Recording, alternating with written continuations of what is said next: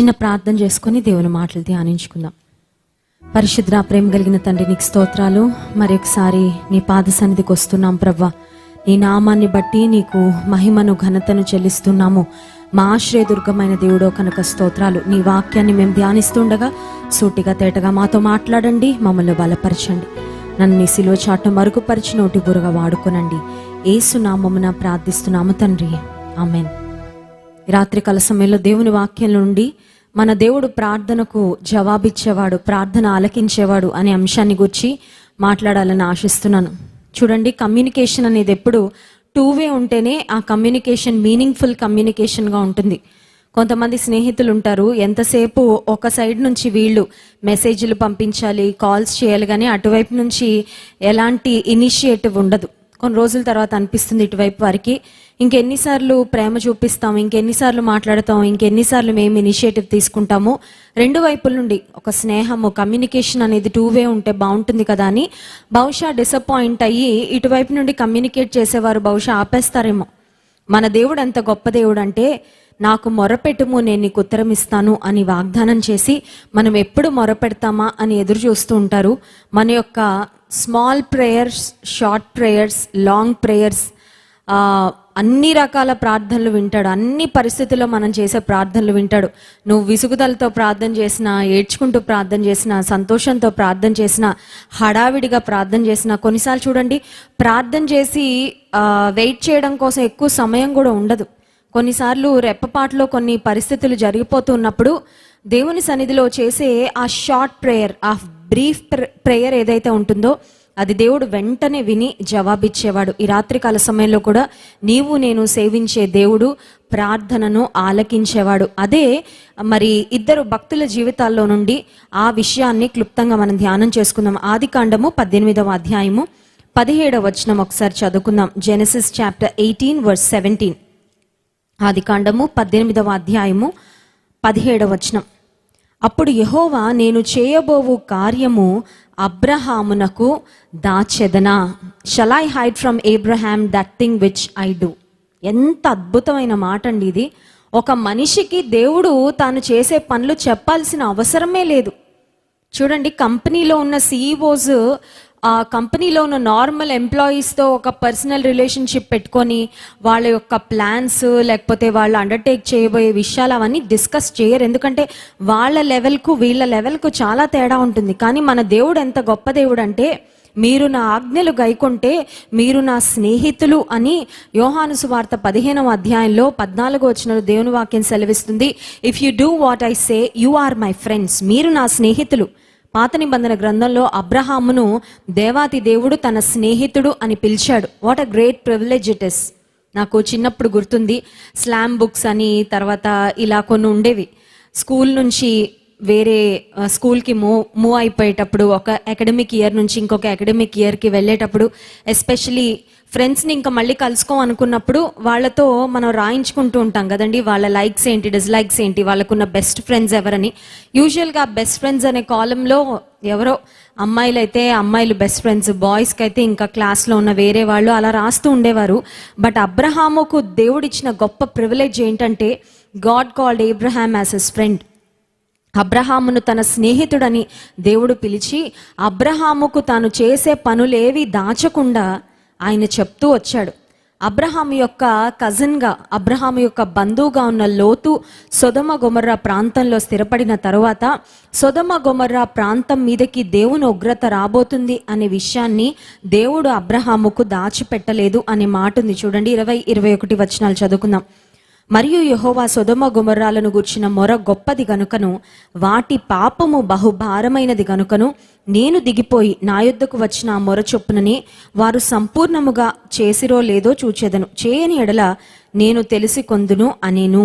ఆ తర్వాత 22వ వచనం. ఆ మనుష్యులు అక్కడ నుండి తిరిగి సొదొమ వైపుగా వెళ్ళిరి. అబ్రహాము ఇంకా యెహోవా సన్నిధిని నిలిచి యుండెను. అబ్రహాము తన జీవితంలో చాలా ఉన్నతమైన స్థితిలో ఉన్న వ్యక్తి. He was the richest person. ఆయన జీవించిన దినాల్లో ఒక ధనికుడైన వ్యక్తిగా ఉన్నాడు. అనేక మంది సేవకులు ఉన్నారు. He had so many things to overseas. ఆయన చూసుకోవడానికి, పట్టించుకోవడానికి చాలా బాధ్యతలు ఉన్నాయి. కానీ అబ్రహాము తన జీవితంలో ఒక ముఖ్యమైన పనిగా ఏర్పాటు చేసుకుంది ఏంటంటే దేవునితో సంభాషించుట, దేవునితో ముచ్చటించుట, దేవునితో సహవాసం చేయుట. అబ్రహాము దేవుని సన్నిధిలో నిలబడి ఉన్నాడు. అంటే అబ్రహాముకు దేవుని నుండి దూరంగా వెళ్ళడం ఇష్టం లేదనమాట. దేవునితోనే సహవాసం చేయాలి, దేవునితోనే మాట్లాడాలి, దేవునితోనే ముచ్చటించాలి అనే ఒక ఆశ అబ్రహాములో ఉంది.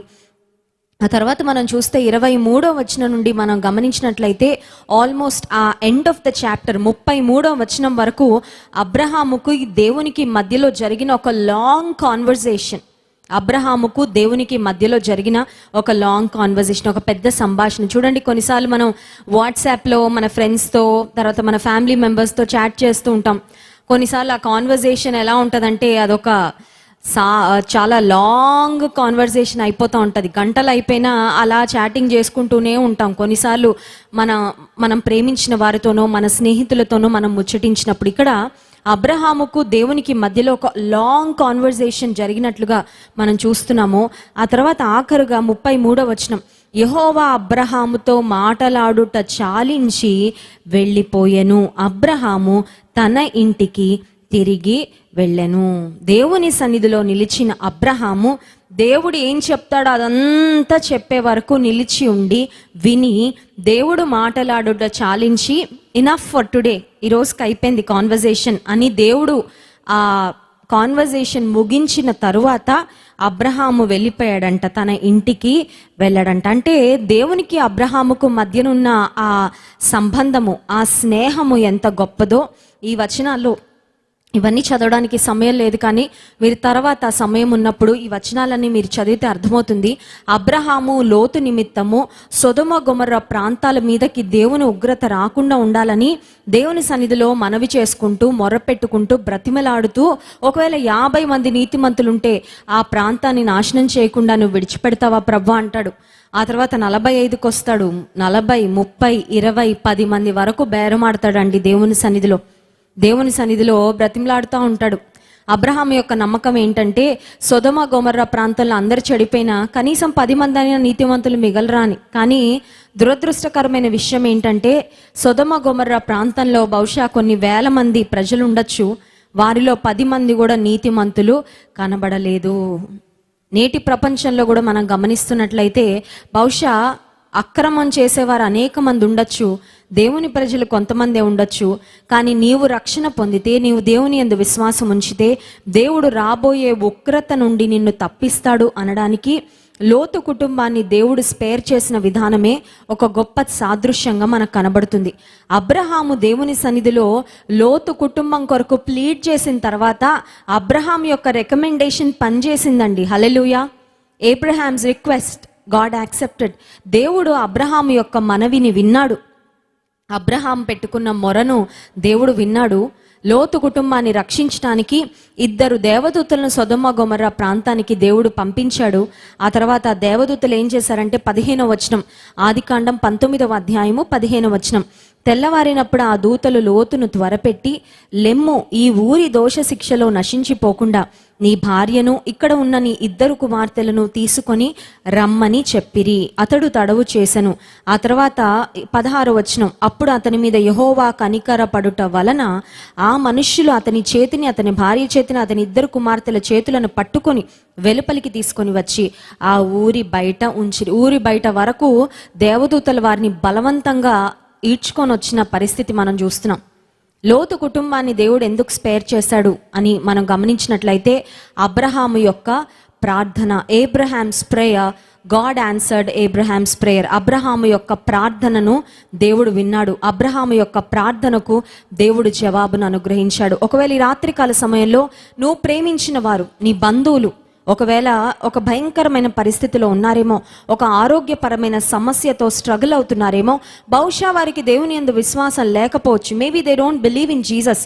వారికి యేసు ప్రభు అంటే విశ్వాసం లేకపోవచ్చు, ప్రార్థన చేసే అనుభవము వారి జీవితంలో లేకపోవచ్చు.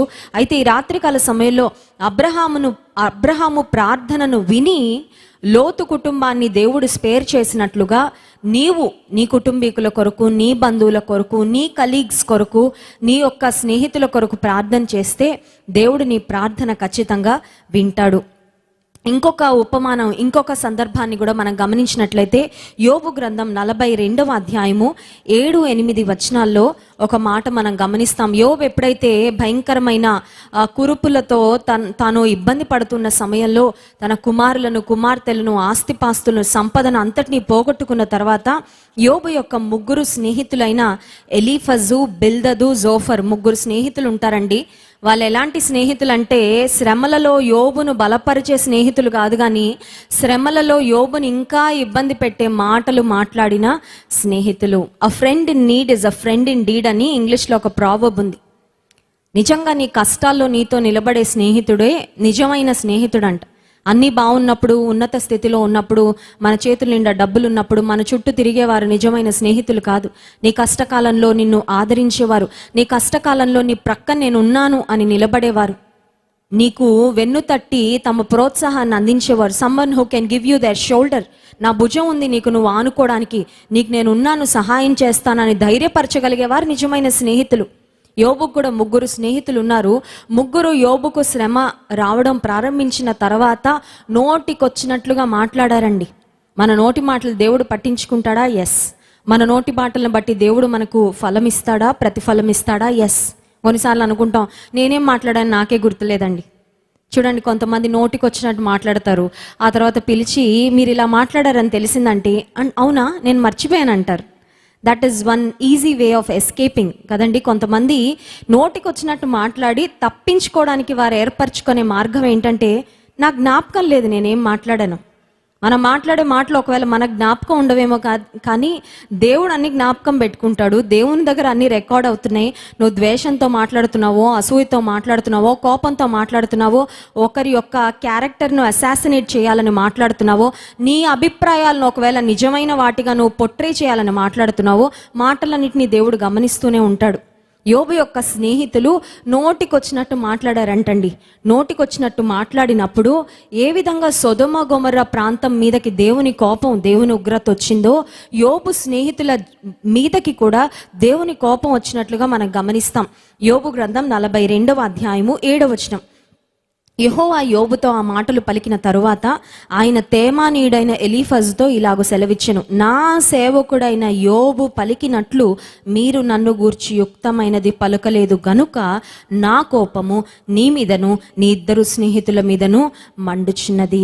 నిన్నటి దినాన జాన్ వెస్లీ గారు వాక్యాన్ని అందిస్తూ దావీదు భక్తుడు చేసిన ఒక అమూల్యమైన ప్రార్థనను గురించి చెప్పారు. నా నోటి మాటలు, నా హృదయ ధ్యానము నీ దృష్టికి అంగీకార యోగ్యములు అవునుగాక. నోటి మాటలు ముఖ్యం, హృదయ ధ్యానం కూడా ముఖ్యం. ఎందుకంటే కొన్నిసార్లు నోటి మాటలు బాగున్నా హృదయ ధ్యానం బాగాలేకపోతే ఆ లోపలున్న రాంగ్ మైండ్, లోపలున్న రాంగ్ థింకింగ్ మళ్ళీ రాంగ్ వర్డ్స్ కింద కన్వర్ట్ అయ్యి బయటకు వస్తుందండి. హృదయం నిండిన దాన్ని బట్టి నోరు మాట్లాడును.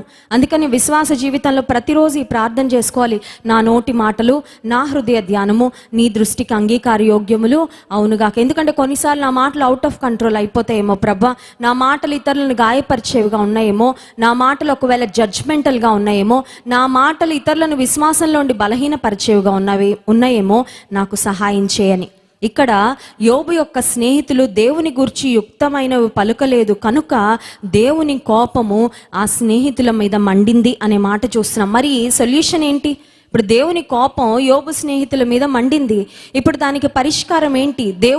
దేవుని కోపం చల్లారాలంటే ఏం జరగాలంటే దేవుడే చెప్పారు సొల్యూషన్. చూడండి 8వ వచనం. కాబట్టి 7 ఎడ్లను 7 పొట్టేళ్లను మీరు తీసుకొని నా సేవకుడైన యోబునొద్దకు పోయి మీ నిమిత్తము దహన బలి అర్పింపవలెను. అప్పుడు నా సేవకుడైన యోబు మీ నిమిత్తము ప్రార్థన చేయును. మీ అవివేకమును బట్టి మిమ్మును శిక్షింపకయుండునట్లు నేను అతనిని మాత్రము అంగీకరించదను. ఏలయనగా నా సేవకుడైన యోబు పలికినట్లు మీరు నన్ను గూర్చి యుక్తమైనది పలకలేదు. దేవుడు చెప్తున్న మాట, యోబు దగ్గరికి వెళ్ళి యోబుతో ప్రార్థన చేయించుకోండి. మీ నిమిత్తము యోబు ప్రార్థన చేస్తే యోబు మీ నిమిత్తము చేసిన ప్రార్థనను నేను అంగీకరిస్తాను అనే మాట దేవుడు చెప్పాడు. నిజమే, ఎవరు పడితే వాళ్ళు ప్రార్థన చేస్తే దేవుడు వింటాడా? వింటాడు, కానీ అందరి ప్రార్థనలకు జవాబు రాదు. ఎందుకంటే మీ పాపములు దేవునికి మీకు మధ్యలో అడ్డుగోడగా ఉన్నాయని దేవుని వాక్యం సెలవిస్తుంది యెషయా గ్రంథంలో. మరి ఎవరి ప్రార్థనలకు జవాబు వస్తాయంటే, నీతిమంతుని ప్రార్థన మనఃపూర్వకమైనదై బహుబలము గలదై యుండును. కొంతమంది అనుకుంటారండి, నా కోసం నేను ప్రార్థన చేసుకుంటే చాలు, నాకు ఎవ్వరి ప్రార్థన సహకారం అవసరం లేదు. ఈ రోజుల్లో కొంతమంది బయలుదేరారు. వారు ఏం చెప్తున్నారంటే, మీకు ఎవరు ప్రార్థన చేయక్కర్లేదు, మీ గురించి మాత్రం మీరు చేసుకోండి సరిపోద్ది. ఏ తోటి విశ్వాసి ప్రార్థన అక్కర్లేదు, తల్లి ప్రార్థన అక్కర్లేదు, తండ్రి ప్రార్థన అక్కర్లేదు, దైవజనుల ప్రార్థన అక్కర్లేదు, ఎవ్వరి ప్రార్థన సహకారం మీకు అక్కర్లేదు, మీరు ఒక్కరే చేసుకోండి సరిపోద్దని. కానీ దేవుని వాక్యం సెలవిస్తుంది ఏమనంటే, విశ్వాస సహితమైన ప్రార్థన రోగిని స్వస్థపరచునని. ఇక్కడ యోబు స్నేహితులకు దేవుడు చెప్పిన మాట, మీరు వెళ్ళి యోబు దగ్గర యోబును అడిగితే, యోబు మీ నిమిత్తం ప్రార్థన చేస్తే అప్పుడు యోబు మీ నిమిత్తం చేసిన ప్రార్థన నేను అంగీకరిస్తాను. నిజమే, మన కొరకు మనం చేసుకునే ప్రార్థనలే కాదు, దేవుని వాక్యం సెలవిస్తుంది, మీ పట్టణం కొరకు ప్రార్థన చేయండి, మీ దేశం కొరకు ప్రార్థన చేయండి, మీ అధికారుల కొరకు ప్రార్థన చేయండి, రాజుల కొరకు ప్రార్థన చేయండి, మీ కుటుంబం కొరకు ప్రార్థన చేసుకోవాలి, దైవజనుల కొరకు ప్రార్థన చేసుకోవాలి.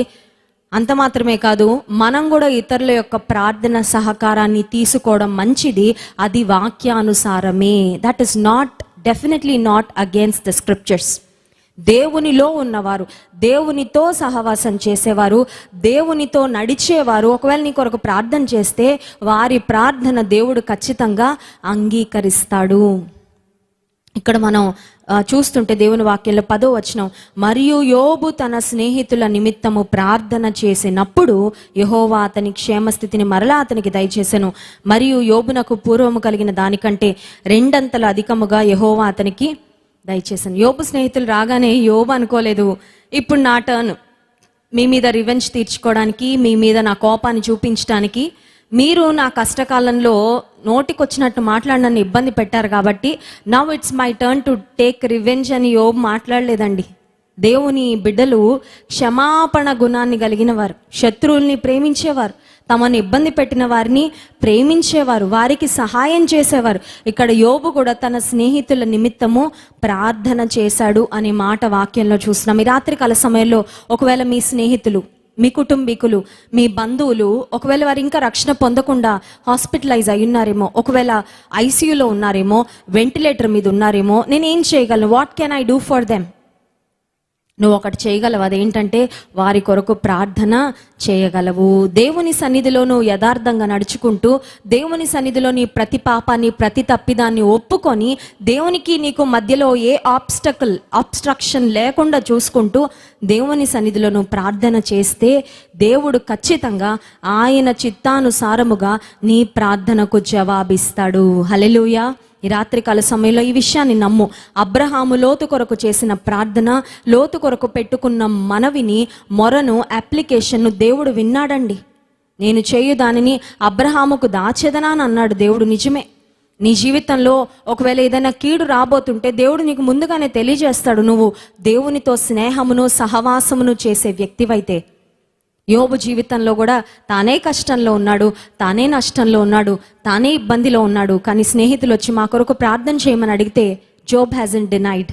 యోబు వెళ్ళిపోండి అనలేదు, తృణీకరించలేదు. యోబు తన స్నేహితుల కొరకు ప్రార్థన చేయుట ద్వారా యోబుకు 2 అంతల ఆశీర్వాదాన్ని దేవుడిచ్చాడంట. హల్లెలూయా. కొన్నిసార్లు మనం అనుకుంటాం, నా గురించి నా ప్రార్థన చేసుకోవడానికి టైం లేదు, ఇంకా అందరి గురించి ఎక్కడ ప్రార్థన చేస్తానండి అని. కొన్నిసార్లు మనకి ప్రార్థన చేయడానికి అంత ఇంట్రెస్ట్ ఉండదు. నీ గురించి నువ్వు ప్రార్థన చేసుకోవాలి, నీ కుటుంబం గురించి నువ్వు ప్రార్థన చేసుకోవాలి, నీ బంధువుల కొరకు ప్రార్థన చేయాలి. నిన్ను ఎవరైతే ప్రార్థన సహకారం కోరారో వారి కొరకు కూడా ప్రార్థన చేయాలి. ఎందుకంటే వాక్యంలో చూసినట్లుగా యోబు తన స్నేహితులకు ప్రార్థన చేయడం వలన యోబుకు 2 అంతలుగా దేవుడు మేలు చేసినప్పుడు, నీవు ఇతరుల కొరకు ప్రార్థన చేయుట ద్వారా నీవు కూడా నీ జీవితంలో 2 అంతలుగా మేలును, ఆశీర్వాదాన్ని పొందుకుంటావు. ఈ రాత్రికాల సమయంలో గుర్తిద్దాము, మన స్నేహితులకు, అక్కర్లో ఉన్నవారికి, అవసరతలో ఉన్నవారికి మనం అందించగలిగే బెస్ట్ హెల్ప్ ఏంటంటే ప్రార్థనే. నువ్వు ప్రార్థన చేస్తే దేవుడు అద్భుతాలు చేస్తాడు. ప్రార్థన పరిస్థితులను మారుస్తుంది. కనుక పట్టుదలతో ప్రార్థన చేద్దాం. దేవుడు మనకిచ్చిన ఆయుధమైన ప్రార్థనను మరి విశ్వాసంతో వినియోగిస్తూ ప్రార్థన ద్వారా గొప్ప జవాబులు పొందుకుందాం. కళ్ళు మూసుకోండి, ప్రార్థన చేసుకుందాం. పరిశుద్ధుడా, ప్రేమ కలిగిన తండ్రి, నీకు స్తోత్రాలు. నీ వాక్యం ద్వారా మాతో మాట్లాడినందుకు వందనాలయ్యా. లోతు కుటుంబం మీదకి రాబోతున్న గొప్ప ఉగ్రతను అబ్రహాము చేసిన ప్రార్థన ద్వారా నువ్వు తప్పించావు. నిజమేనయ్యా, ప్రార్థన రాబోయే కీడుల నుండి మమ్మల్ని తప్పిస్తుంది. కీడు జరిగిన తర్వాత, డ్యామేజ్ అయిపోయిన తర్వాత ప్రార్థన చేయడం కాదు, కానీ ప్రమాదం పొంచి ఉందని తెలియగానే ప్రమాద గంటికలు, వార్నింగ్ బెల్స్ మ్రోగుతుండగానే నీ ప్రజలుగా మేము బలమైన ప్రార్థన చేయనట్లుగా ప్రార్థన ఆత్మతో మమ్మల్ని నింపండి అయ్యా. నీ సన్నిధిలో గోచాడే అనుభవాన్ని మాకు నేర్పించండి ప్రభువా. బహుగా ప్రార్థన చేసే వారముగా మమ్మల్ని అందరినీ నీవు సిద్ధపరచండి. యోబు ప్రార్థనకు ఏ విధంగా జవాబిచ్చావో, అబ్రహాము ప్రార్థనను ఎలా విన్నావో ప్రభువా, మా ప్రార్థనకు కూడా అట్టి విధంగా నీవు జవాబులు దయచేసి మా ప్రార్థనను ఆలకించామని గొప్ప ఆనందము, గొప్ప సంతోషము మా జీవితాల్లో కలుగు చేయమని వేడుకుంటూ యేసు నామమున ప్రార్థిస్తున్నాం తండ్రి, ఆమేన్. దేవుని స్తుతించి ఆరాధించుకుందాం. దేవుని స్తుతించడానికి ప్రతి ఒక్కరం సిద్ధంగా ఉందాము, ఉత్సాహంతో, సంతోషంతో. పరిస్థితులు బాగాలేకపోయినా మంచి రోజులు వచ్చినప్పుడు స్తుతిద్దాము అని ఆలోచించొద్దు, వేచి ఉండద్దు. స్తుతిస్తూ ఉంటే నీ స్థితిగతులను మార్చి నీ జీవితంలో మంచి రోజులు, సంతోషకరమైన సమయాలు దేవుడు అనుగ్రహిస్తాడు. యేసే నా పరిహారి, ప్రియ యేసే నా పరిహారి అనే పాటను పాడుతూ దేవుని స్తుతిద్దాం.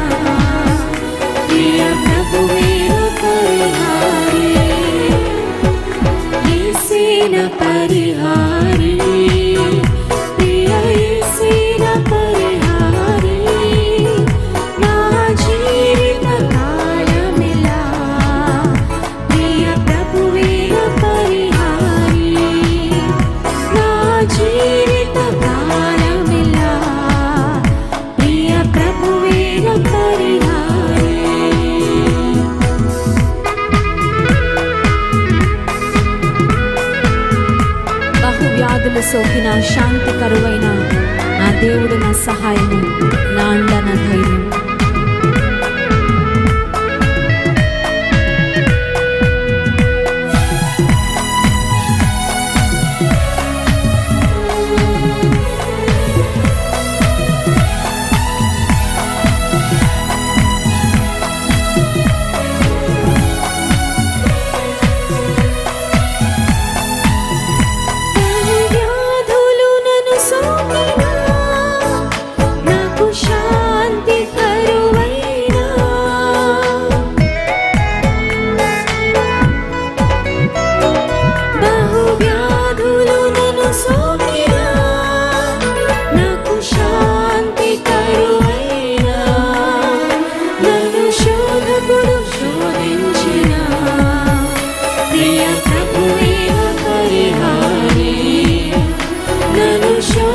ఎప్పుడు శోభించిన ప్రియ ప్రభువేన పరిహారి,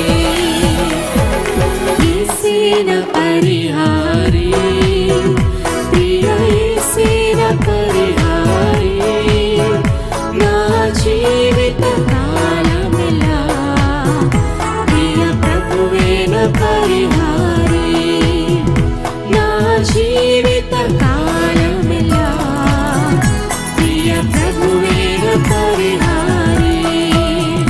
దేవ నీవే నా ఆధారం, నీ ప్రేమకు సాటెవరు, దేవ నీవే నా ఆధారం, నీ ప్రేమకు సాటెవరు, నా జీవిత కాలమంతా నిన్ను పాడి స్తుతించెదను, నా జీవిత కాలమంతా నిన్ను పాడి స్తుతించెదను. యేసేన పరిహారి, ప్రియ యేసేన పరిహారి, నా జీవిత కాలమంతా ప్రియ ప్రభువేన పరిహారి, నా జీవిత కాలమెల్లా ప్రియ ప్రభువేన పరిహారి. హల్లెలూయా. జుంటె తేనె ధారల కన్నా ఏసునామమే మధురం, ఏసయ్య సన్నిధి నేను మరువజాలను. జీవితకాలమంతా దేవునిలో ఆనందిస్తాను, దేవుని ఆరాధిస్తానని పాటను పాడుతూ దేవుని మహింపరు.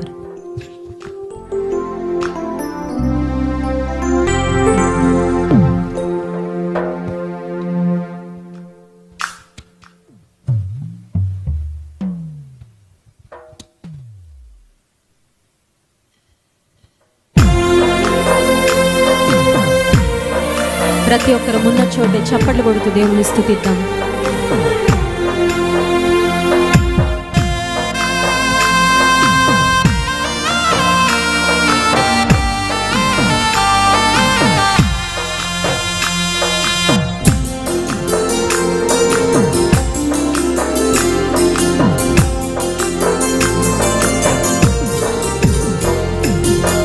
చుంటి తేనె ధారల కన్నా యేసునామమే మధురం, యేసయ్య సన్నిధిని మరువజాలను. చుంటి తేనె ధారల కన్నా యేసునామమే మధురం, యేసయ్య సన్నిధిని మరువజాలను. జీవిత కాలమంతా ఆనందించగా యేసయ్యని ఆరాధించగా, జీవిత కాలమంతా ఆనందించగా యేసయ్యని ఆరాధించగా. చుంటి తేనె ధారల కన్నా యేసునామమే మధురం, యేసయ్య సన్నిధిని మరువజాలను. చుంటి తేనె ధారల కన్నా యేసునామమే మధురం, యేసయ్య సన్నిధిని మరువజాలను.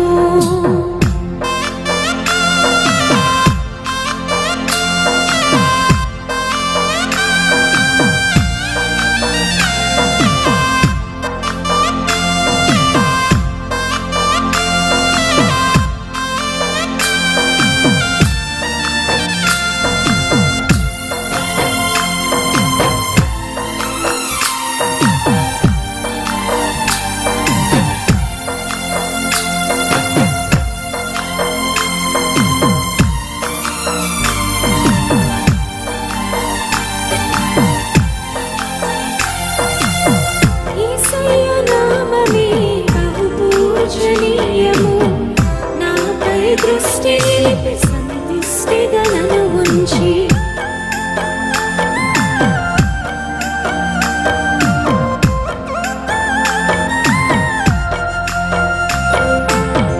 యేసయ్య నామమే బహు పూజనీయము, నాపై దృష్టి నిలిపి సంతుష్టిగా నన్ను ఉంచి నన్నెంతగానో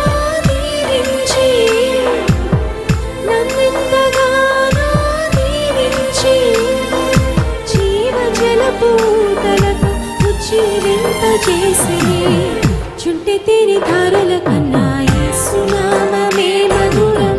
యేసయ్య సన్నిధిని మరువచాలను. చుంటి తేనె ధారల కన్నా యేసునామమే మధురం. యేసయ్య సన్నిధిని మరువచాలను.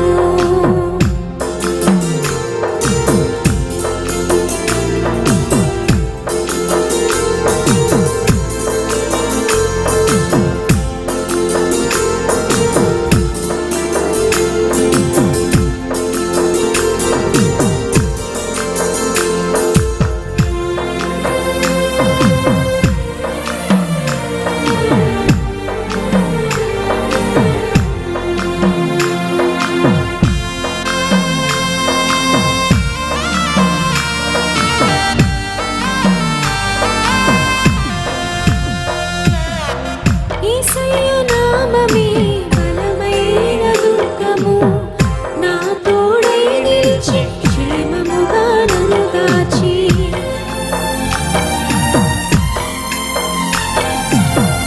యేసయ్య నామమే బలమైన దుర్గము.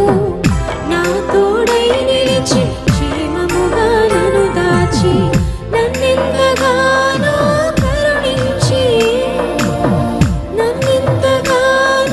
కరుణించి పవిత్ర లేఖనాలతో ఉత్తేజింపజేసిని. చుంటి తేనె ధారల కన్నా యేసునామమే మధురం. యేసయ్య సన్నిధిని మరువచాలను. చుంటి తేనె ధారల కన్నా యేసునామమే మధురం. యేసయ్య సన్నిధిని మరువచాలను. జీవితకాలమంతా ఆనందించగా యేసయ్యనే ఆరాధించగా. జీవితకాలమంతా ఆనందించగా యేసయ్యనే ఆరాధించగా. చుంటి తేనె ధారల కన్నా యేసునామమే మధురం. యేసయ్య సన్నిధిని మరువచాలను. చుంటి తేనె ధారల కన్నా యేసునామమే మధురం. యేసయ్య సన్నిధిని మరువచాలను. పరిశుద్ధ ప్రేమ కలిగిన తండ్రి, అత్యంత మధురమైన శ్రేష్టమైన నీ నామాన్ని బట్టి నీకు స్తోత్రాలయ్యా. అన్ని నామముల కన్నా పైనామం, రక్షణిచ్చే నామం, విడుదలిచ్చే నామం, స్వస్థత ఇచ్చే నామం, అన్ని విషయాల్లో మాకు జయమిచ్చే యేసు నామాన్ని బట్టి నీకు స్తోత్రాలు. నీ నామమై బలమైన దుర్గమయ్య. ఈ రాత్రికాల సమయంలో ఎంతమంది ఆపదలో ఉన్నారో బలమైన దుర్గమైన నీ నామములో వారు సురక్షితముగా ఉండునట్లు నీ కృప దయచేయండి అయ్యా. భయంకరమైన స్థితిలో, నిస్సహాయ స్థితిలో, వ్యాధులతో, బాధలతో, కన్నీటిలో, ఇరుకుల్లో, ఇబ్బందుల్లోన నీ ప్రజలను ఒకసారి జ్ఞాపకం చేసుకో ప్రభా. ఆయన తన వాక్కును పంపి వారిని బాగు చేసిన వాగ్దానం నెరవేర్చండి. నీ జీవ వాక్కులు ఈ రాత్రికాల సమయంలో బలమైన ప్రవాహము వలె ప్రభా విడుదల కాగలిగినట్లు సహాయించండి. మీ దాసుని నీ సిలువ చాటును మరుగుపరచండి అయ్యా. వింటున్న ప్రతి ఒక్కరము ఆత్మలో ఉజ్జీవింపబడినట్లు, శుద్ధి చేయబడినట్లు, నీ కొరకు సిద్ధపడినట్లుగా ప్రభా నీవే కావలసిన సమృద్ధి అని నీ కృపను దయచేయండి. కోవిడ్-19తో, బ్లాక్ ఫంగస్, వైట్ ఫంగస్, ఆయా రకాలైన ఇన్ఫెక్షన్స్తో, లంగ్ ఇన్ఫెక్షన్స్తో నాయన బాధపడుతున్న నీ ప్రజలు ఒక్కసారి కనికరించి ప్రభా పరిపూర్ణమైన ఆరోగ్యమును, స్వస్థతను దయచేయండి. నీ సన్నిధిలో నుండి నాయన వ్యాధిగ్రస్తుల కొరకు చేయబడుతున్న ప్రతి ప్రార్థన నీవు అంగీకరించి అద్భుత ఆశ్చర్య కార్యములు జరిగించండి. ఘనత, మహిమ, ప్రభావం మీకే చెల్లిస్తూ స్తుతి, ఆరాధన, ప్రార్థన యేసు నామమున మీకే సమర్పిస్తున్నాము తండ్రి. ఆమేన్.